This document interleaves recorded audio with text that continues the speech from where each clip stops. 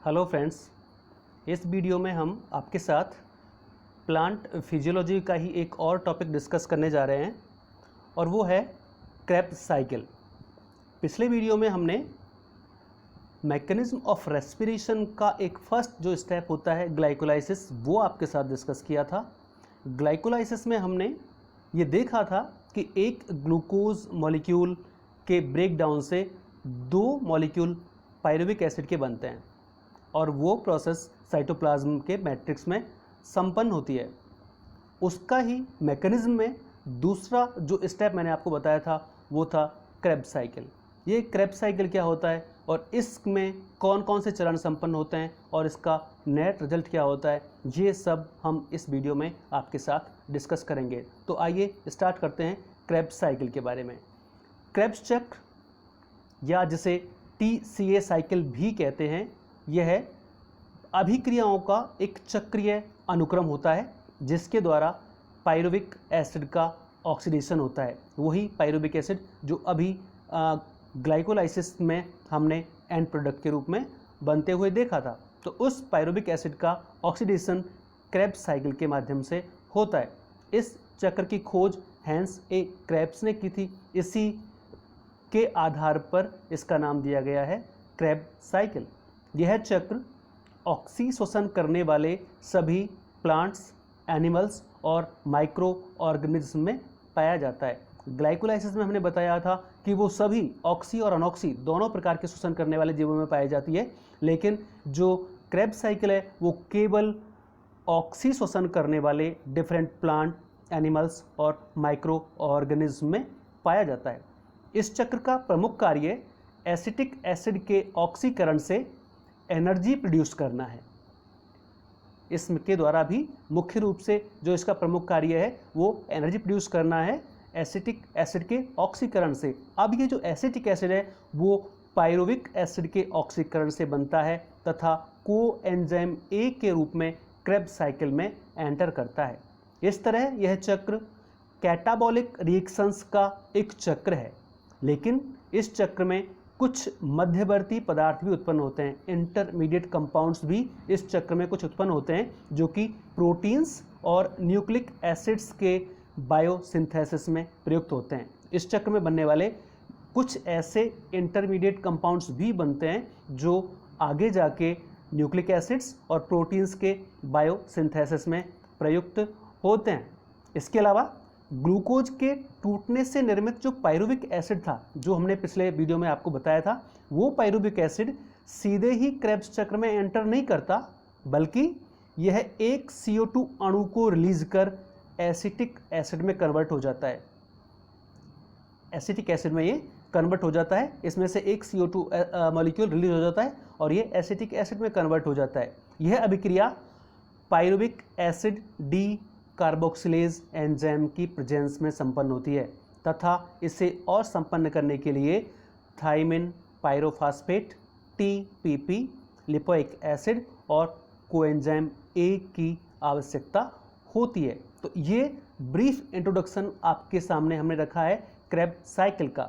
अब ये जो क्रेब्स साइकिल है वो जैसे ग्लाइकोलाइसिस डिफरेंट स्टेप्स में संपन्न होती थी, सिमिलरली क्रेब्स साइकिल भी डिफरेंट स्टेप्स में संपन्न होता है। जहां पर 10 चक्र 10 पॉइंट आपने ग्लाइकोलाइसिस में पढ़े थे, लगभग उतने ही स्टेप यहां पर आप क्रेब्स साइकिल में भी देखेंगे कि किस प्रकार से क्रेब्स साइकिल में एनर्जी प्रोड्यूस होती है डिफरेंट स्टेप्स के माध्यम से।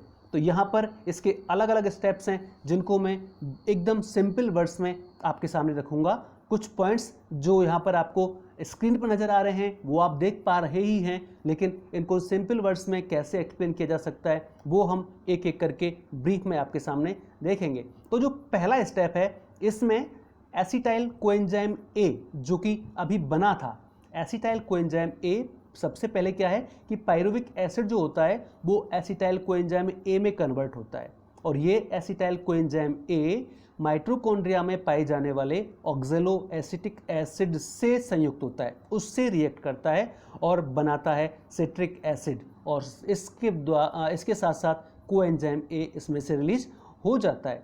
ये जो पूरी की पूरी क्रिया है वो सिट्रिक एसिड सिंथेटेस एंजाइम की उपस्थिति में संपन्न होती है। तो यहाँ पर जो एसिटाइल कोएंजाइम ए है ये वास्तव में ग्लाइकोलाइसिस और क्रेब्स साइकिल के मध्य कनेक्टिंग लिंक का कार्य करता है।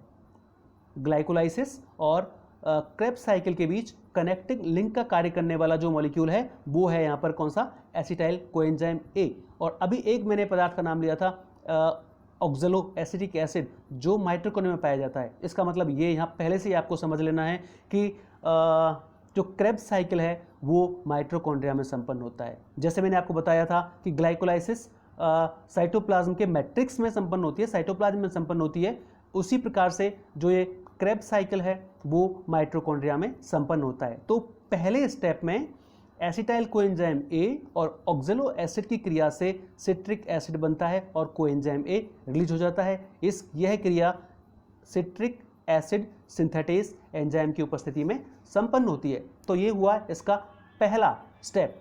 दूसरा और तीसरा स्टेप जो एक साथ हम यहाँ पर देख रहे हैं, इनमें अभी जो सिट्रिक एसिड बना था वो एकोनिटेस एंजाइम की उपस्थिति में पहले सिस एकोनिटिक एसिड और बाद में आइसोसिट्रिक एसिड में कन्वर्ट हो जाता है।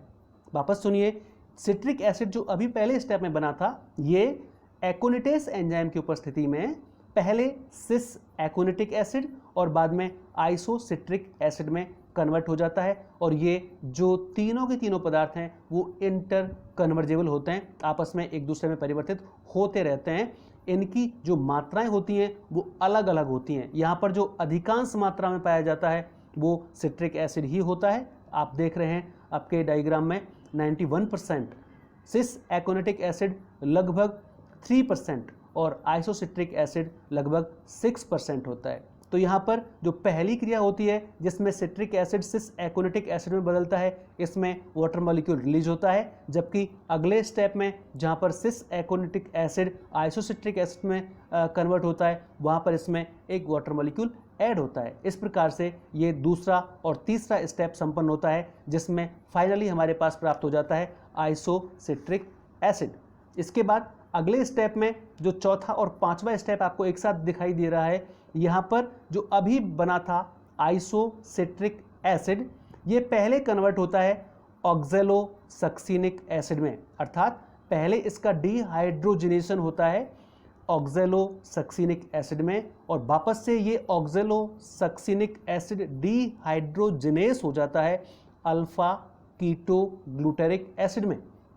यहाँ पर ये दोनों स्टेप दो अलग अलग एंजाइमों की उपस्थिति में, या पहले स्टेप में जो एंजाइम काम आता है आइसोसिट्रिक डिहाइड्रोजनेस, क्योंकि डिहाइड्रोजनेशन की प्रोसेस हो रही है तो दोनों स्टेप में एक ही एंजाइम प्रयुक्त होता है। जैसे पिछले दूसरे और तीसरे में एक ही एंजाइम काम आ रहा था एकोनिटेस, ऐसे यहाँ पर भी आइसोसिट्रिक डिहाइड्रोजनेस ये एंजाइम ही प्रयुक्त होता है।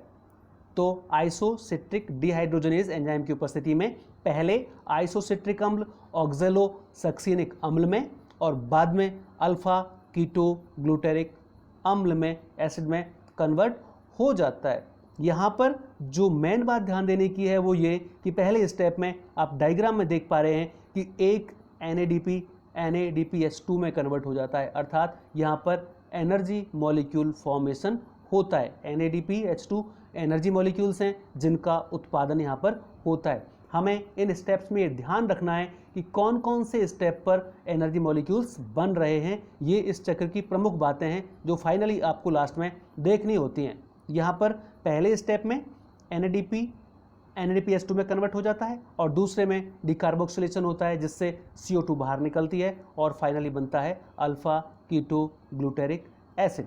तो ये हुआ चौथा और पांचवा स्टेप। इसके बाद 6 और 7वें स्टेप में आप देख रहे हैं अल्फा कीटो ग्लूटेरिक एसिड पहले निर्माण करता है सक्सिनाइल कोएंजाइम ए का, और इस स्टेप में जो एंजाइम काम आता है वो है alpha keto glutaric acid dehydrogenase, अर्थात यहाँ पर भी जो प्रोसेस होती है वो होती है डिहाइड्रोजनेशन। तो alpha keto glutaric acid dehydrogenation के द्वारा सक्सिनाइल कोएंजाइम ए का निर्माण करता है और यहाँ पर भी एक NADH2 में कन्वर्ट हो जाता है। तो यहाँ पर भी एक एनर्जी मॉलिक्यूल प्रोड्यूस होता है। इसके बाद succinyl coenzyme A succinyl thiokinase enzyme की उपस्थिति में सक्सिनिक एसिड में कन्वर्ट हो जाता है और यहाँ पर भी एक एनर्जी मॉलिक्यूल प्रोड्यूस होता है जहाँ पे जीडीपी कन्वर्ट हो जाता है जीटीपी में। इसको आप अगले स्लाइड में इक्वेशन की फॉर्म में आप ठीक से देख पा रहे हैं। तो यहाँ पर पहले जो स्टेप था उसमें तो NADH2 फॉर्म हुआ था और दूसरे में GTP बनाए।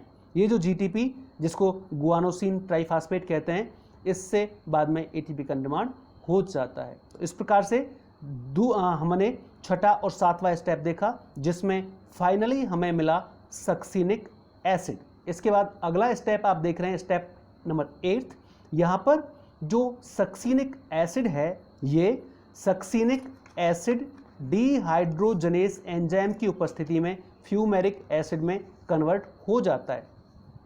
सक्सिनिक एसिड डीहाइड्रोजनेस एंजाइम की उपस्थिति में फ्यूमेरिक एसिड में कन्वर्ट हो जाता है और यहाँ पर भी एक एनर्जी मॉलिक्यूल प्रोड्यूस होता है जहाँ पर FAD कन्वर्ट होता है FADH2 में। FAD जो कि एक कोएंजाइम की तरह कार्य करता है, इसे फ्लेविन एडेनिन डाई न्यूक्लियोटाइड कहा जाता है। तो इस प्रकार से 8th स्टेप में सक्सिनिक एसिड से निर्माण हो जाता है फ्यूमेरिक एसिड का। इसके बाद अगला 9th स्टेप आप देख रहे हैं, यहाँ पर जो अभी फ्यूमेरिक एसिड बना था वो हाइड्रेट होकर फ्यूमेरेज एंजाइम की उपस्थिति में मैलिक एसिड में कन्वर्ट हो जाता है। तो फ्यूमेरिक एसिड से अब निर्माण हो जाता है यहाँ पर मैलिक एसिड का। और फाइनली स्टेप 10th में ये जो मैलिक एसिड था वो अगेन ऑक्जेलो एसिटिक एसिड में कन्वर्ट हो जाता है और यहाँ पर जो एंजाइम प्रयुक्त होता है वो है malic acid dehydrogenase. Malic acid dehydrogenase enzyme की उपस्थिति में मैलिक एसिड ऑक्जेलो एसिटिक एसिड में कन्वर्ट हो जाता है और यहाँ पर भी NADH2 का निर्माण होता है जो कि अगेन एक एनर्जी मॉलिक्यूल है। इस प्रकार से यहाँ पर भी एनर्जी मॉलिक्यूल आपको प्राप्त होता है। तो इस प्रकार से ये जो ऑक्जेलो एसिटिक एसिड बना ये वापस से कोएंजाइम एसिल कोएंजाइम ए से क्रिया करता है और इस चक्र की पुनरावृत्ति करता है और ये चक्र लगातार इस प्रकार से चलता रहता है। तो कुल मिलाकर इन 10 स्टेप्स में ये क्रेब्स साइकिल की जो डिफरेंट रिएक्शंस हैं वो संपन्न होती हैं और ये चक्र निरंतर इस प्रकार से सेल में चलता रहता है।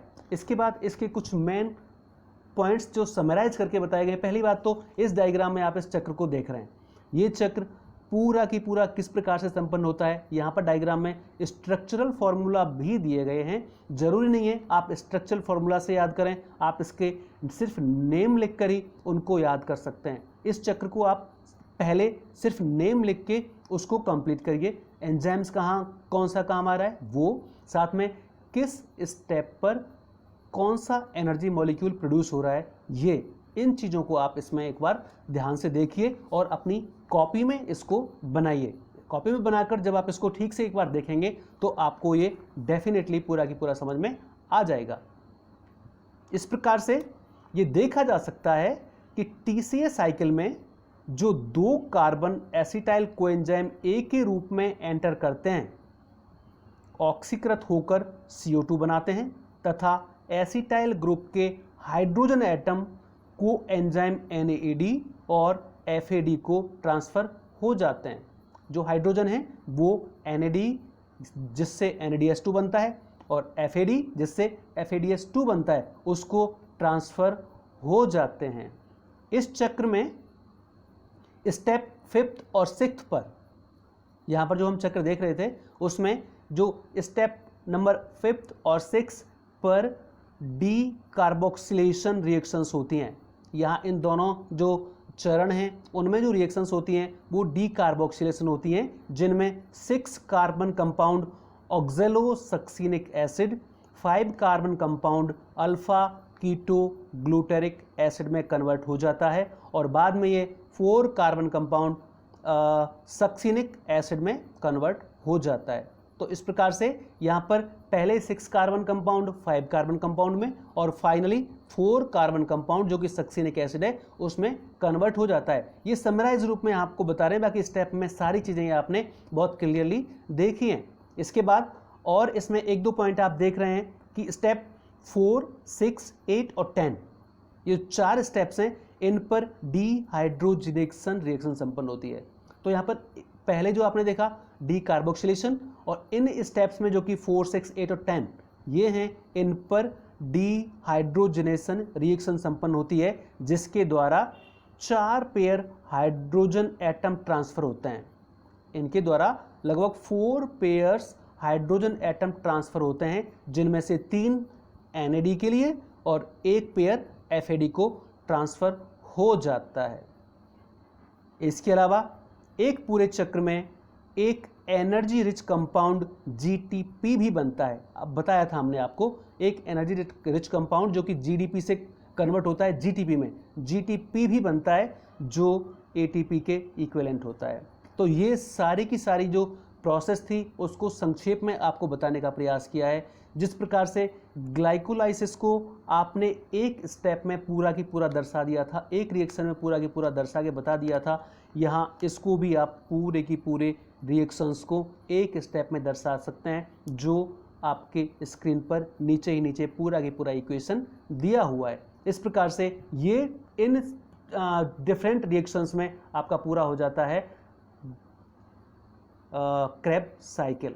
और इसके द्वारा अब आखिर में हम यहाँ पर ये आपको बता सकते हैं कि फाइनली जब पूरा की पूरा क्रेब्स साइकिल पूरा हो जाता है, जब इसके सारे चरण संपन्न हो जाते हैं, तो जैसे ग्लाइकोलाइसिस के दौरान आपने देखा था कि 2 ATP का गेन होता है, लेकिन यहाँ पर जो क्रेब्स साइकिल है इसमें बेसिकली 30 ATP बनते हैं, लगभग 30 ATP का यहाँ पर लाभ होता है। तो ये एक रिच एनर्जी सोर्स होता है। मेन रूप से जो मुख्य रूप से एनर्जी प्रोड्यूस होती है वो क्रेब्स साइकिल के द्वारा ही प्रोड्यूस होती है, लगभग 30 ATP। और अगर पूरे एक चक्र की बात करें, ऑक्सीशोषण के एक चक्र की बात करें, तो लगभग 38 ATP उससे प्राप्त होती हैं। तो यहाँ पर ये जो क्रिया क्रेब्स साइकिल माइटोकॉन्ड्रिया में संपन्न होती है, इसके रिजल्टेंट 30 ATP एनर्जी मॉलिक्यूल्स बनते हैं। डिफरेंट इसके स्टेप्स कौन से हैं, इसको आप कैसे डायग्रामेटिकली शो कर सकते हैं, ये क्रिया की इंट्रोडक्शन के तौर पर क्या है, ये सब हमने आपके साथ इस वीडियो में डिस्कस किया है। आशा करते हैं कि ये आपको ज़रूर समझ में आया होगा। इसके रे डायग्राम को, जो चक्र है, उसको आप अपनी कॉपी में बनाएं, एक बार समझने का प्रयास करें। और जो ध्यान देने वाली चीज़ है वो यही है आपको कि एंजाइम किस स्टेप पर कौन सा प्रयुक्त हो रहा है, दूसरा किस स्टेप पर डी कार्बोक्सिलेशन हो रहा है और किस स्टेप पर डिहाइड्रोजनेशन हो रहा है, और साथ में कहाँ कहाँ कौन कौन से एनर्जी मॉलिक्यूल्स प्रोड्यूस हो रहे हैं। इन बातों का अगर ध्यान रखते हैं आप, तो इस चक्र में फिर आप कहीं कोई गलती नहीं करेंगे। इसको आप वापस से देखें और समझने का प्रयास करें। Thank you.